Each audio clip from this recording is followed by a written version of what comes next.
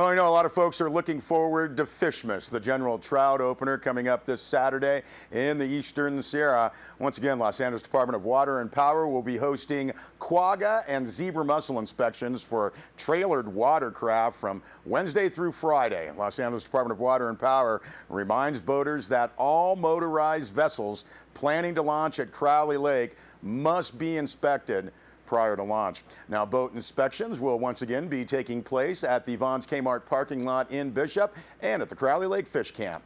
Vons Kmart inspections will be Wednesday and Thursday, 7 a.m. to 7 p.m. and on Friday, 7 a.m. and going until 10:30 p.m. Now, the Crowley Lake Fish Camp inspections will also be starting on Wednesday, 9 a.m. to 4 p.m. on Thursday, going from 7 a.m. to 7 p.m. and coming up on Friday from 7 a.m. until dark. Now, on opening day this Saturday, boats can also be inspected from sunrise to sunset, but due to high demand, waiting until opening day is not recommended. Boat inspections at Crowley will continue throughout the fishing season. Now, boats showing signs of contamination with invasive mussels or found to contain any water or debris that could harbor invasive mussels will not be allowed to launch into Crowley Lake. Pre-inspected boats may use the prepaid line at the main gate at the south landing of Crowley Lake to expedite entry. Now, the Los Angeles Department of Water and Power press release states that the inspections are required for the protection of the fishery at Crowley Lake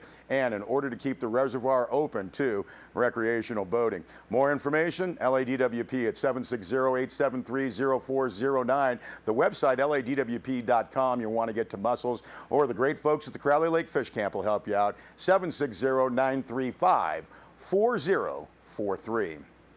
And the Inyo National Forest planning to open recreational facilities on the White Mountain and Mount Whitney Ranger districts in the coming weeks. The Shulman Grove Visitors Center, that is scheduled to open this Friday, open 4 days a week, Friday through Monday, and then the summer schedule, open 7 days a week, is expected to start in mid-May. Now, a press release from the Forest Service notes that Forest Service campgrounds can be reserved at recreation.gov, and the press release also lets everybody know that many other camping opportunities exist in the Bureau of Land Management campgrounds in various Inyo and Mono County, as well as private campgrounds in the Eastern Sierra. You can see our website, sierrawave.net, for more on specific Forest Service campground openings.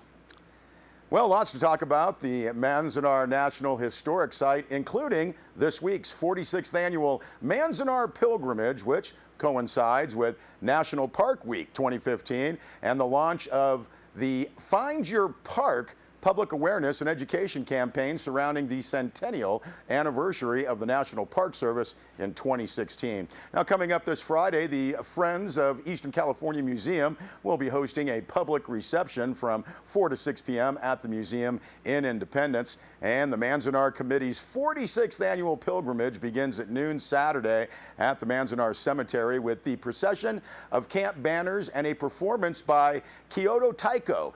Now, this year's theme is Watatashi wa Manzanar, continuing our civil rights legacy. Watatashi wa is Japanese for I am.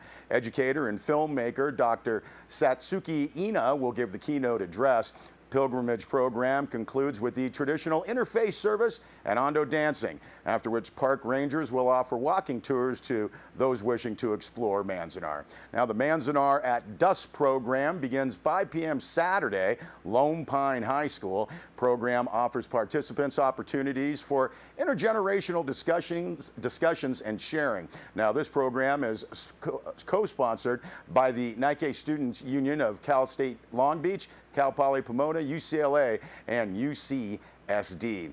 At 10 a.m. and 2 p.m. on Sunday, Dr. Satsuki Ina's award-winning documentary From a Silk Cocoon will be screened in the Manzanar Visitor Center's West Theater. Now, with the exception of Friday evening's reception and Saturday evening's Manzanar at Dusk program, all events will take place at the Manzanar National Historic Site, 6 miles south of Independence. Now, there is no food service at Manzanar, so you're asked to bring a lunch or snacks, water, and a chair. And also, the press release notes you might want to wear a hat and comb comfortable shoes and dress for the weather. If you would like more information, you can call 760-878-2194, extension 3310, or visit the website nps.gov. You want to get to MANZ, M-A-N-Z, and they do have a Facebook page. And last week, the Manzanar Committee joined the Heart Mountain Wyoming Foundation, the ad hoc committee, to oppose the sale of Japanese American historical artifacts, and many other organizations and individuals in the community in welcoming the removal of artifacts from the World War II concentration camps, according to the press release, in which over 110,000 Americans of Japanese ancestry were unjustly incarcerated, and those are from the auction block. Now, the auction would have featured 450 prisoner craft objects, personal items, artworks, and heritage artifacts from the camps, which were given to Alan H. Eaton, the original collector, under the assumption that they would be put on exhibit to educate people about the Japanese American incarceration experience and not sold. Press release notes that on April 12th, the Manzanar Committee announced its opposition to the auction, calling on Rago Arts and Auctions to put an immediate halt to the auction of the artifacts.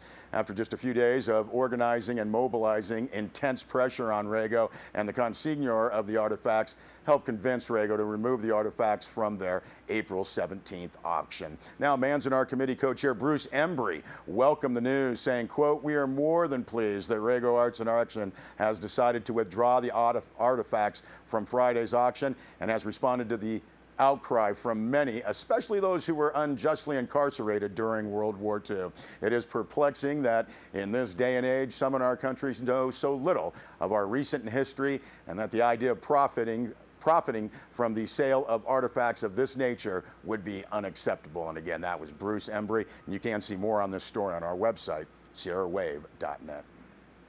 Also, this note from Manzanar, noting that during World War II, more than 10,000 Japanese Americans coped with Spartan living conditions at Manzanar. They were from cities and farms, young and old, rich and poor, extended families and single people.